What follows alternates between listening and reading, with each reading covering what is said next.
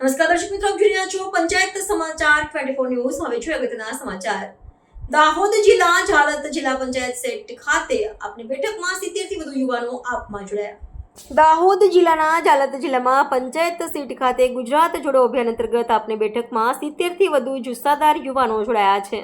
કીર્તનભાઈ છગનભાઈ ખરાડિયાની આગેવાની હેઠળ 132 દાહોદ વિધાનસભા અંતર્ગત તમામ તાલુકા તથા જિલ્લા પંચાયત સીટોની સંયુક્ત બેઠકનું આયોજન કરવામાં આવ્યું, જેમાં દાહોદ જિલ્લાની અને ગુજરાત પ્રદેશની ટીમો તેમજ દિલ્હીની નેતૃત્વ ટીમના હોદ્દેદારો અને કાર્યકર્તાઓએ ભવ્ય ઉપસ્થિતિ આપી.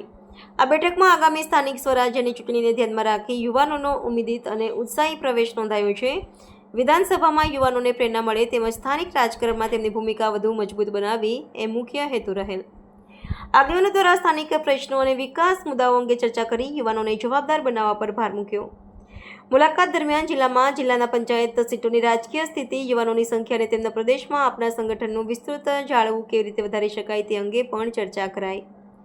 જુદા જુદા તાલુકાના યુવાનોને સંકલિત કરીને સંગઠનને દરેક ગામ વાડી સુધી પહોંચાડવાના માર્ગ પહેલ કરી, જેથી અનેક યુવક નેતાઓ સ્થાનિક પાયેથી ઊભા થાય. આ યુવાનોના નવા જોડાણથી દાહોદમાં આ પક્ષનું વિસ્તરણ અને સંગઠનની શક્તિ સંસ્થા વધી છે.